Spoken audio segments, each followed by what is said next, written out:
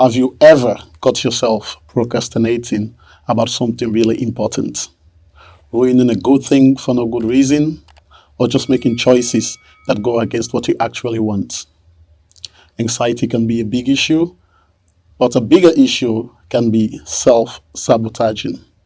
And that is what we are going to talk about today.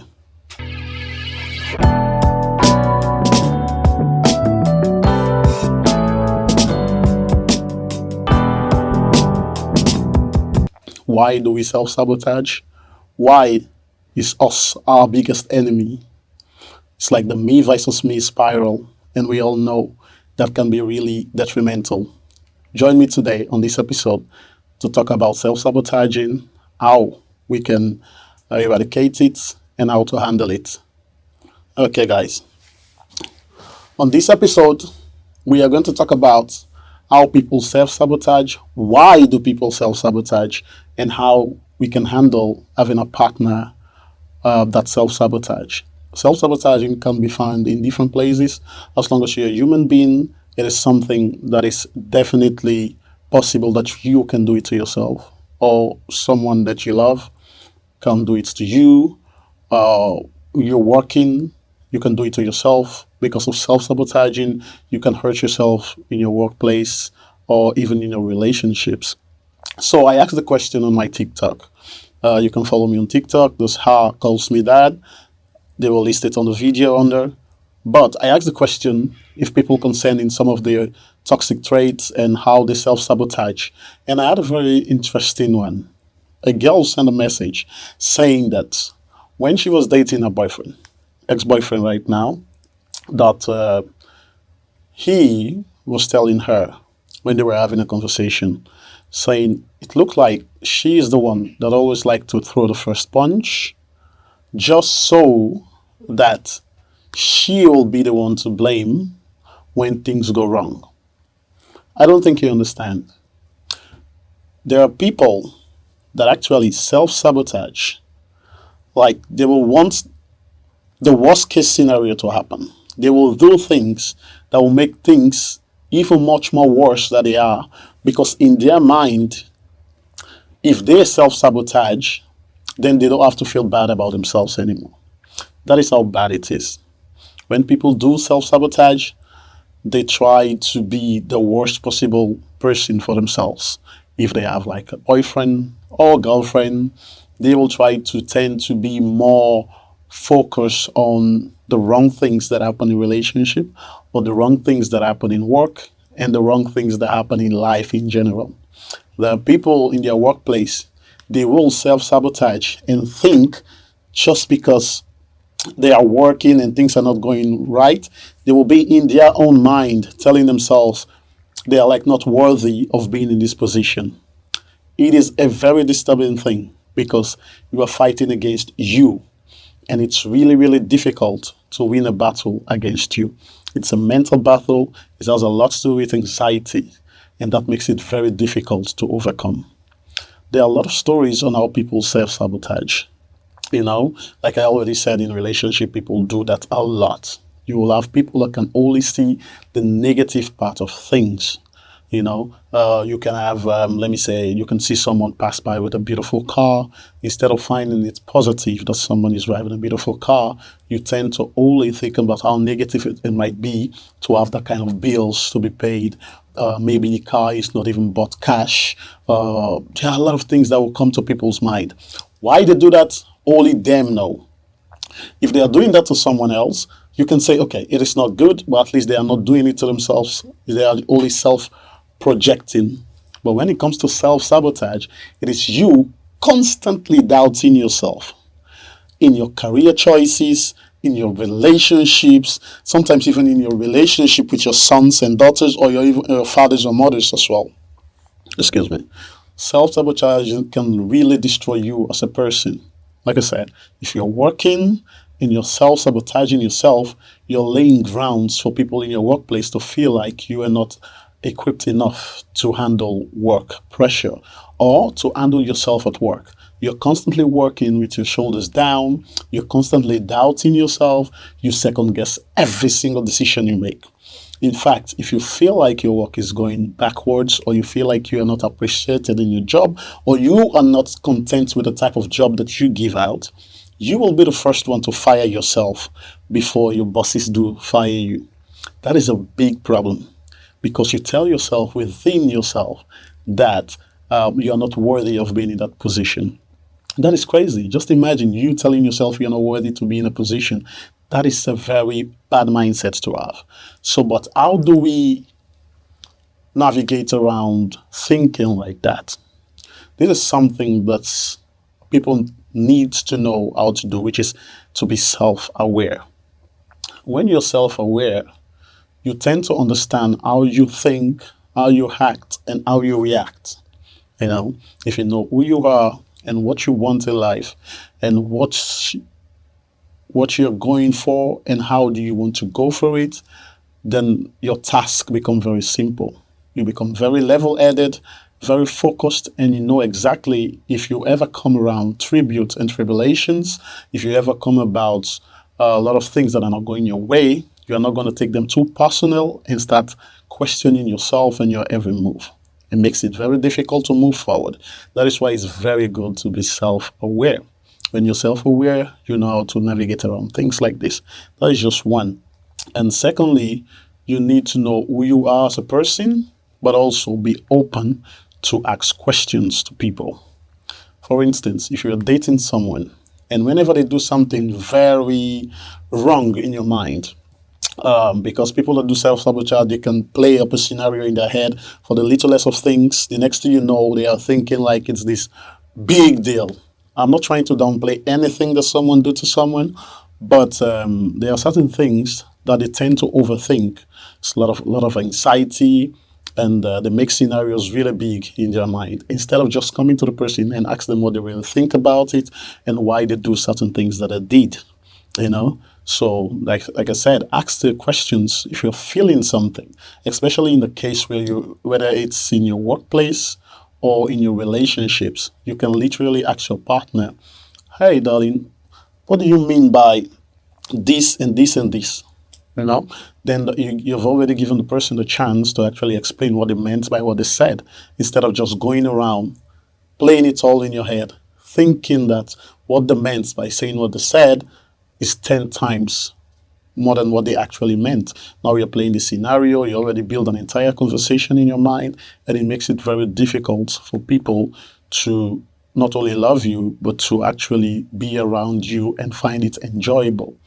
And because dating someone or working with someone that is constantly questioning their moves, that is constantly questioning every move of someone, that is constantly seeing the negativity of things, makes it extremely difficult to be around.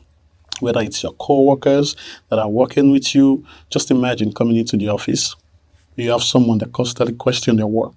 Not in the sense of saying, I'm going to question my work because I want to become better, but in the sense of I'm questioning this work because I'm constantly doubting myself and I don't feel like I have the audacity in me for me to be this brilliant or for me to know this particular thing that I'm doing. Because if you're self-aware and you actually trust in yourself that you know you are capable of doing what you're hired to do, you're not going to second guessing yourself all the time. It is perfectly fine for someone to second guess themselves. There is absolutely no problem with that. But if you constantly live in a constant state of doubt, then there is no way out for you. It's impossible. You definitely have to do something about it. That brought me to my third point, which is seek therapy.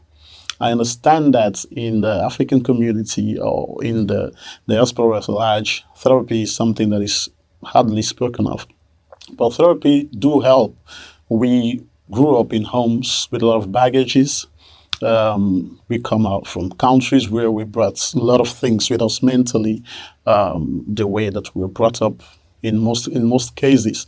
It's like we're not learned to be assertive and actually express how we feel about stuff. And that is something that tends to develop and tends to stack up as we grow older. I just had a beautiful conversation with someone on another episode where we talk about assertivity and how to stand firm for yourself and how to be loud and to be proud and to stand tall when you're in a room to make sure your presence is felt. That is something that can be coached. That is something that can be, there's no one is too late for that. You can literally ask for help from professionals and they will show you how to carry yourself, how to read situations, and how to understand that not everything is so personal. You need to understand that life comes with ups and downs, and you need to understand that it is perfectly fine to doubt yourself, but you also need to understand that there is always a way out for something, you know. But that is just three ways of coming out of self-sabotaging. But like I said, there are a lot of scenarios where people will find themselves drifting towards endless unhappiness. Because that is what will happen if you constantly self-sabotage.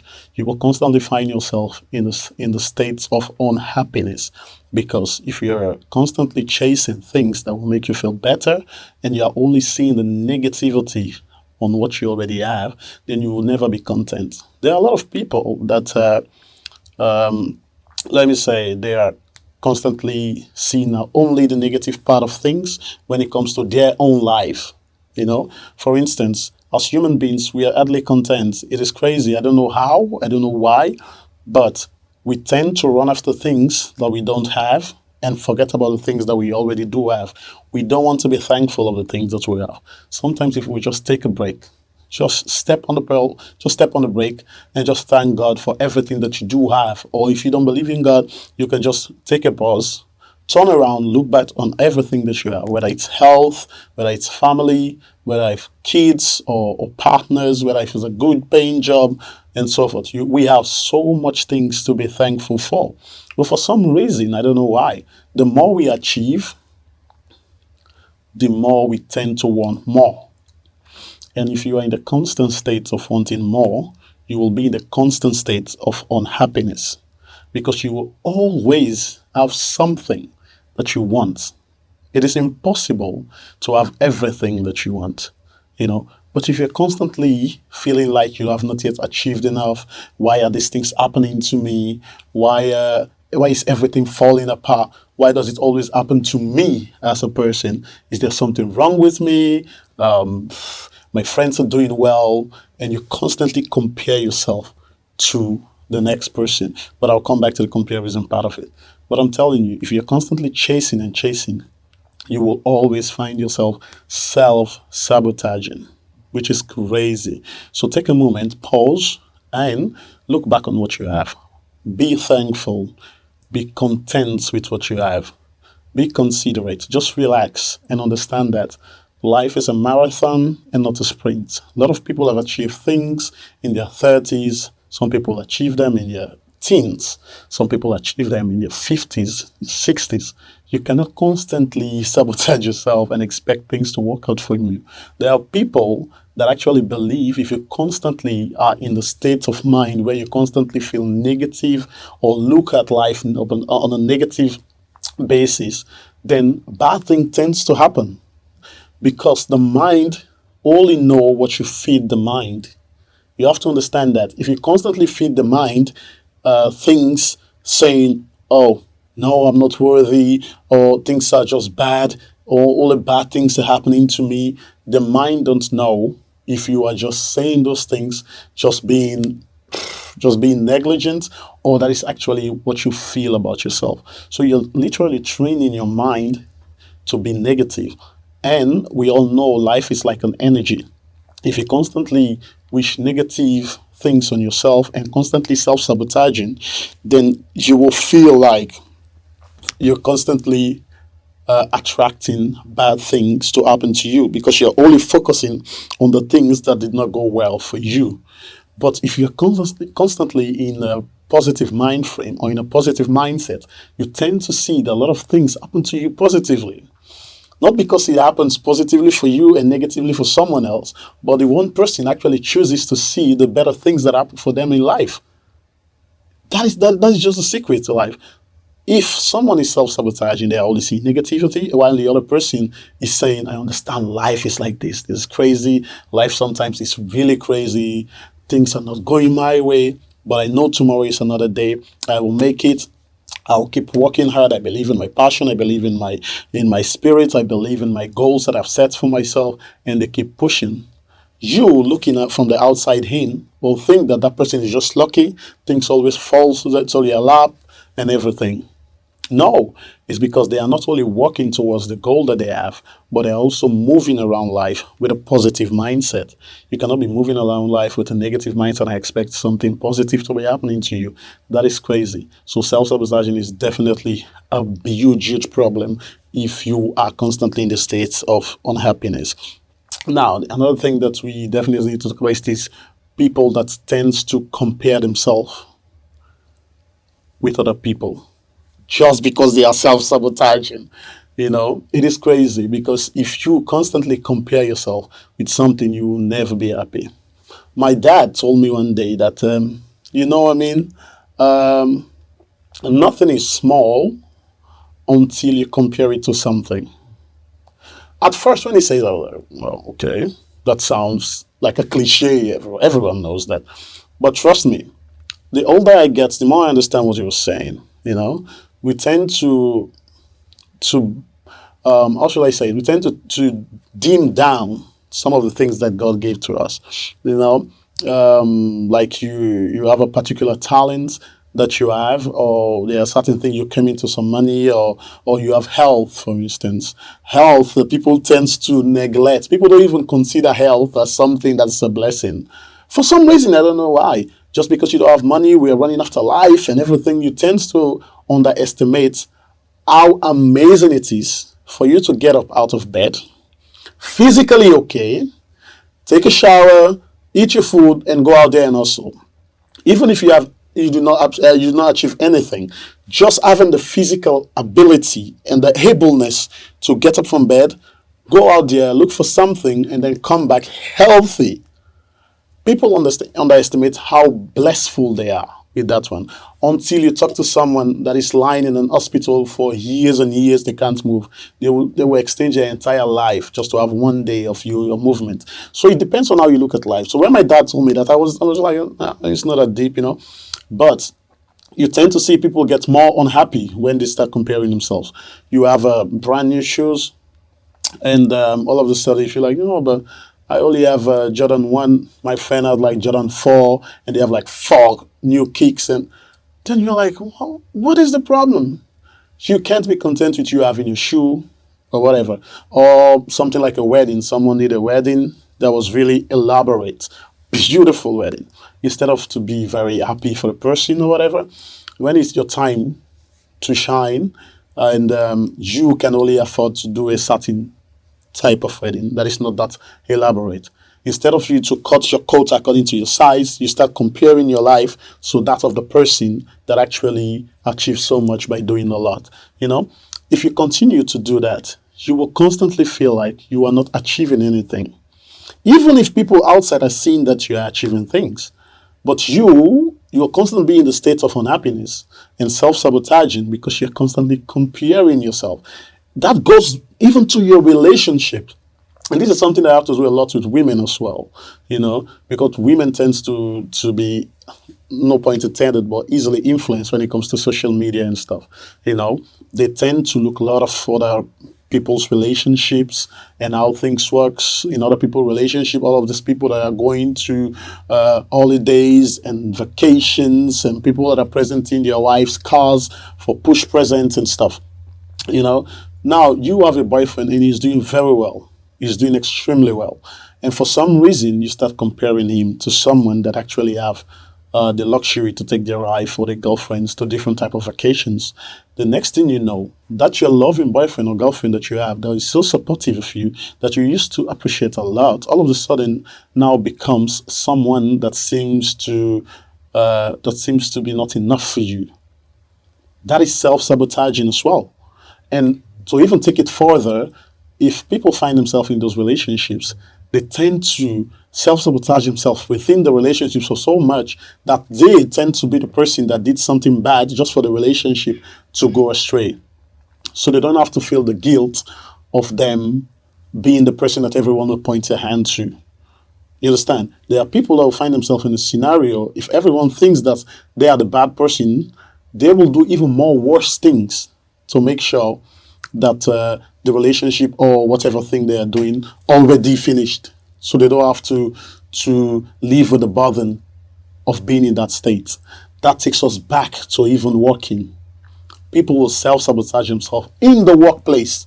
You have people that will be in the workplace talking to their bosses, showing up late, and not taking directions, doing every kind of thing. You're not showing up and not doing your task that is assigned to you. And for some reason, you constantly tell yourself, yeah, but they are looking at me some kind of way. Yeah, but I think they already thought that I'm already a bad person. So why should I do even anything more to show that I'm a good person? So people just tend to do that more and more and more. And that is crazy, you know. But like I said, you need to definitely seek therapy, see people that you talk to, understand and ask questions whenever you have doubts. And I'm telling you, self-sabotaging is not helping anyone, you know.